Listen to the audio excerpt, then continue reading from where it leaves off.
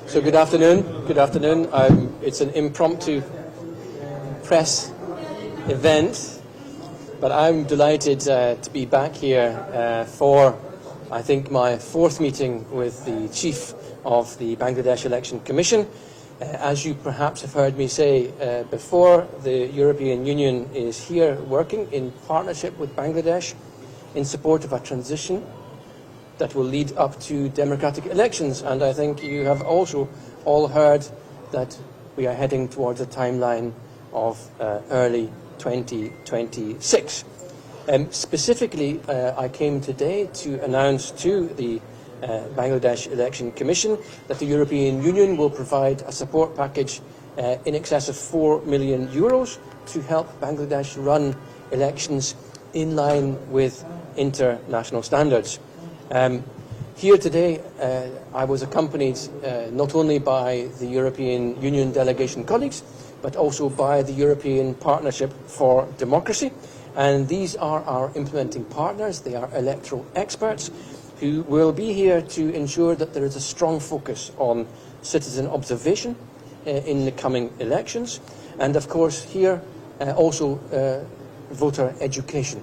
And here, as the European Union, we are determined to empower our partner, Bangladesh, and of course the Election Commission as it conducts these elections.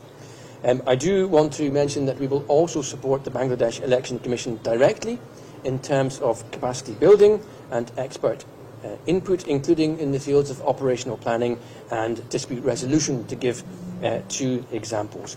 Our focus here on the conduct of elections, as in other areas of our work in Bangladesh, will be on ensuring the independence and the efficiency and the accountability of the institutions here.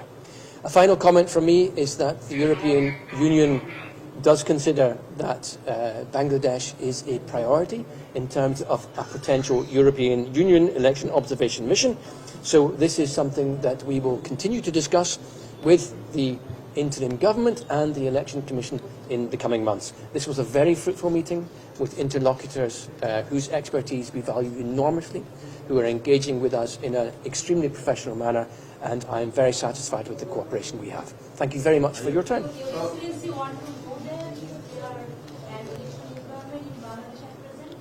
I'm sorry, I didn't. Please repeat the question. What is your observation about the election endorsement in Bangladesh? Well, I can see that there is an awful lot of media attention on the preparation of elections and an awful lot of political attention, of course, on the preparation of elections.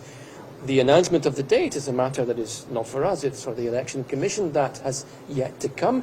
But what we are discussing now is the very practical steps that need to be taken immediately and in the coming weeks and months in order to ensure the credibility of these elections. And that is why we are here mobilising our expertise now, because we actually want your elections to be very credible, held in line with international standards, and of course free and fair, as shorthand for what we aspire to see.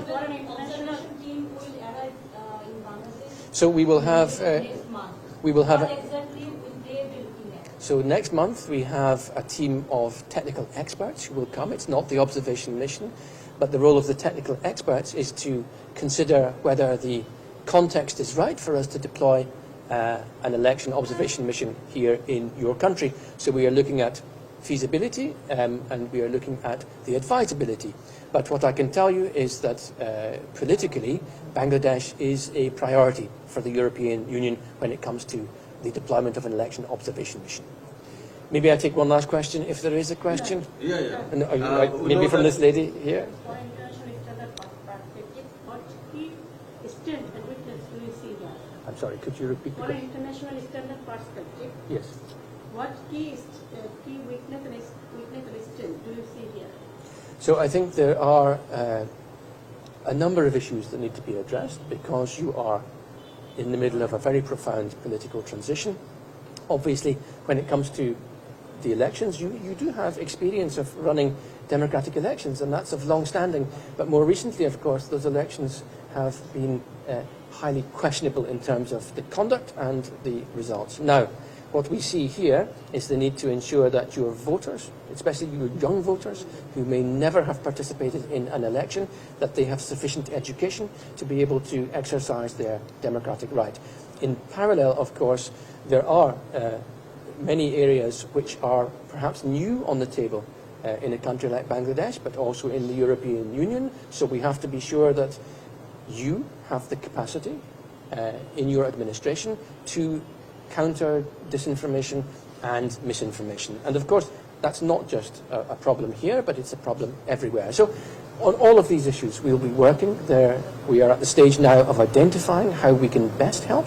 But as I said, the meeting was very fruitful, and I'm very hopeful that we will come to be able to support you in all of your work.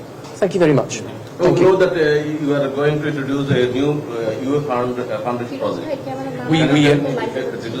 We will come back to this. We have a number of interventions when it comes to the work we're doing with financing, but we will work on voter education. We will work on ensuring that domestic observer organisations have the capacity to deploy in the field. We will work with the Bangladesh Election Commission, and we will work also with smaller civil society organisations in your country that are specialised in digital rights and countering misinformation. So thank you very much. There is a conversation we need to continue. Thank you for your attention.